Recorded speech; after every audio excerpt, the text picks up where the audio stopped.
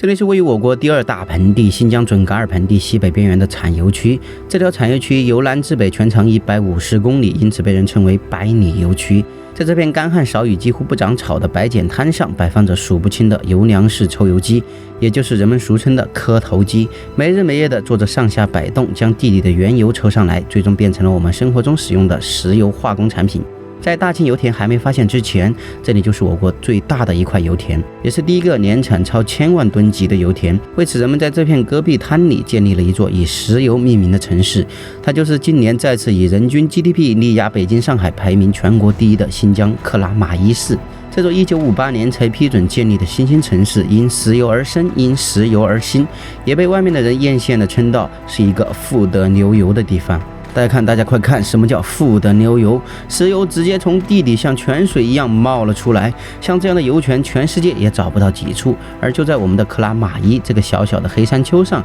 就有几十个这样的油泉。千百年来，这片土地下的石油不停地往外渗出，最终形成了这个高约13米的石油沥青山丘，人们形象地称它为黑油山。在克拉玛依有个妇孺皆知的故事，人们还没发现石油的利用价值以前，就有一个叫塞尼姆的老人来到这里淘油。他用葫芦等器皿把原油装好，卖给别人点灯或者做润滑油使用。在这之前，石油一词最早出现在宋代沈括的《梦溪笔谈》中，之前人们则把它称为石漆、可燃水、文火油等等。直到近代社会的快速发展，内燃机技术的成熟，石油大规模的开发和应用，使之成为现代工业的基石和血液。谁掌握了石油，不仅仅掌握了天量的财富，更是掌握了国际话语权。中东地区那些连年战乱的国家，大部分自然条件恶劣，却总能给人那个地方土豪的印象。没办法，人家祖上在那块产石油的土地，人家就是几辈子不干活，地底下的石油也够他们吃几代人了。而克拉玛依这块土地在新中国建立以前，同样是无人居住、自然条件恶劣的戈壁滩。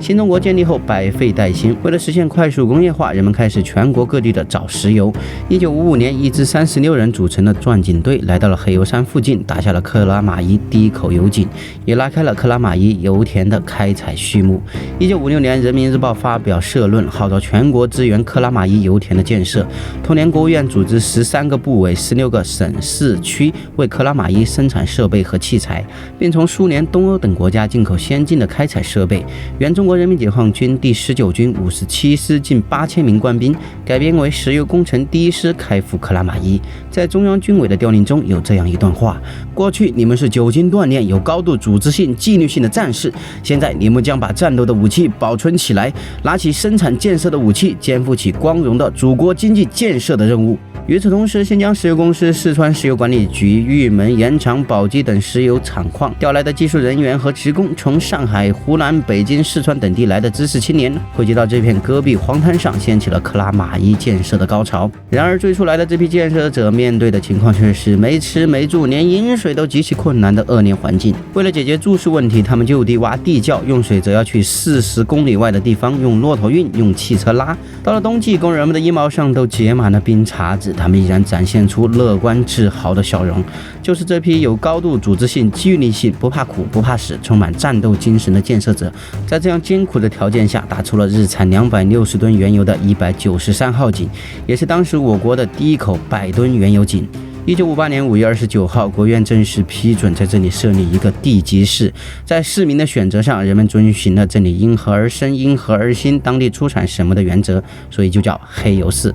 这并不是开玩笑，克拉玛依油田最初就叫黑油山油田。后来人们提出新疆是维吾尔自治区，为什么不起个维族名字呢？于是黑油的维族语克拉玛依最终被确定为了地名。这是一座完全因石油而生、一座建在石油之上的城市。经过60多年的发展，克拉玛依从曾经的没有草、没有水、连鸟都不飞的荒滩，变成了如今拥有50万人口规模的城市。克拉玛依的第一口油井也已经变成了如今的文化旅游区，见证着这座城市发展的历程。曾经极度缺水的情况，也在一次次人工开河引水工程后，为这座城市注入了绿色的生机。为了展现人们对水的渴望，纪念艰难的引水工程，每年的8月8号被定为了克拉玛依市的水节。不过在如今的疫情影响之下，往年丰富多彩的节日庆典已经全部取消。真心希望这场疫情能够早点结束，人们能够早日回归正常的生活节奏。以上我们可以看出，克拉玛依虽然是一个石油多到往外溢出的地方，